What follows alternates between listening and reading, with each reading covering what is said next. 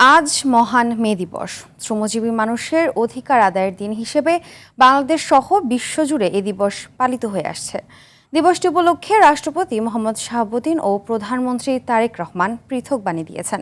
এ বছরের দিবসটির প্রতিপাদ্য হল সুস্থ শ্রমিক কর্মঠ হাত, আসবে এবার নবপ্রভাত। দিবসটি উপলক্ষে বাংলাদেশ সহ বিশ্বের সকল শ্রমজীবী মানুষকে আন্তরিক শুভেচ্ছা ও অভিনন্দন জানিয়েছেন রাষ্ট্রপতি মোহাম্মদ শাহাবুদ্দিন। প্রধানমন্ত্রী তারেক রহমান বর্তমান সরকার শ্রমিকদের জীবনযাত্রায় মনোন্নয়নে প্রতিশ্রুতিবদ্ধ উল্লেখ করে বলেছেন, নিয়মিত মজুরি পর্যালোচনা করে শ্রমিকের ন্যায্য মজুরি ও নারী পুরুষ সমান মজুরি নিশ্চিত করতেও সরকার বদ্ধপরিকর। তবে তো ছাত্র দলের জন্য অন্য আবেগ কাজ করছে। আপামর যে শ্রমিক জনতা যেভাবে অবহেলিত ছিল, আজকে দ্রব্যমূল্য সহ বিভিন্নভাবে উনি যে নিয়ন্ত্রণ করার চেষ্টা করে যাচ্ছেন, যাতে শ্রমিক নেতৃবৃন্দ খেয়ে দিয়ে সুন্দরভাবে জীবনযাপন করতে পারেন, এটুকু আমরা প্রত্যাশা মাননীয় প্রধানমন্ত্রী জনাব তারেক রহমানের কাছে। মহান মে দিবস উপলক্ষে বাংলাদেশ জাতীয়তাবাদী শ্রমিক দল আয়োজিত শ্রমিক সমাবেশে প্রধান অতিথি হিসেবে উপস্থিত থাকবেন প্রধানমন্ত্রী তারেক রহমান।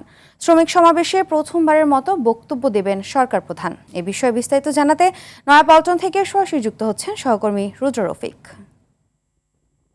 রফিক, সমাবেশ ঘিরে প্রস্তুতি কেমন দেখছেন?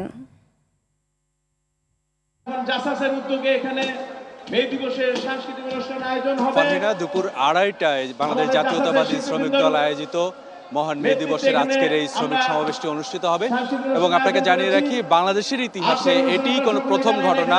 সরকার প্রধান থাকা অবস্থায় কোনো প্রধানমন্ত্রী এভাবে রাজপথে শ্রমিকদের সঙ্গে শ্রমিক সমাবেশে যোগ দিয়ে বক্তব্য রাখবেন, এটি কিন্তু বাংলাদেশের প্রথম ঘটনা।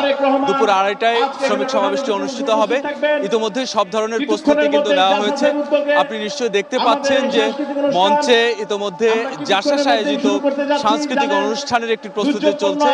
যেহেতু সকাল থেকে একটি বৈরী আবহাওয়া ছিল, এই নয়াপল্টন এলাকা কিন্তু পানিতে একেবারে নিমজ্জিত ছিল। সেই পানিগুলো কিন্তু আমরা দেখেছি সিটি কর্পোরেশনের যারা কর্মী রয়েছে তারা পরিষ্কার করেছে এবং ছাত্র দলের যারা স্বেচ্ছাসেবক ছিল তারা কিন্তু পানিগুলো পরিষ্কার করে ফেলেছে। ইতিমধ্যে কিন্তু সাংস্কৃতিক অনুষ্ঠানের একটি প্রস্তুতি চলছে।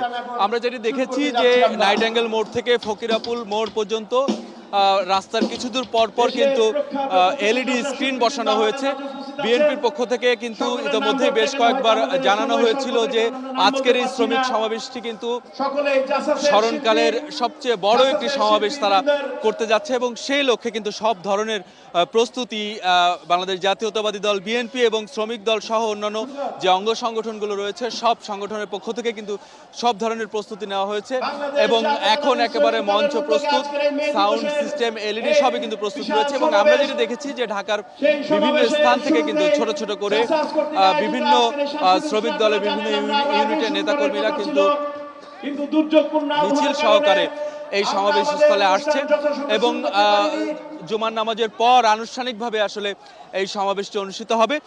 শ্রমিক নেতাদের সঙ্গে কথা বলেছি, তারা যেটি বলছেন যে তাদের যে দাবি দেওয়া, বিশেষ করে এখন দ্রব্যমূল্যের একটি ঊর্ধ্বগতি চলছে, সেই সঙ্গে নানা ধরনের নিত্য পণ্যের যে দাম রয়েছে সেই দামের কারণে কিন্তু শ্রমিক সমাজ দিশেহারা অবস্থায়। এই বিষয়গুলো শ্রমিক নেতারা কিন্তু প্রধানমন্ত্রীর কাছে তুলে ধরবেন এবং প্রধানমন্ত্রী সরকারের পক্ষ থেকে শ্রমিকদের জীবনমান উন্নয়নে বা শ্রমজীবী মানুষের ভাগ্যের পরিবর্তনে কী ধরনের পরিকল্পনা তাদের রয়েছে, সরকারের পক্ষ থেকে সেটি প্রধানমন্ত্রী আজকের এই সমাবেশ থেকে তুলে ধরবেন। তো সব মিলিয়ে এখন মঞ্চ প্রস্তুত, শেষ সময়ের প্রস্তুতি চলছে।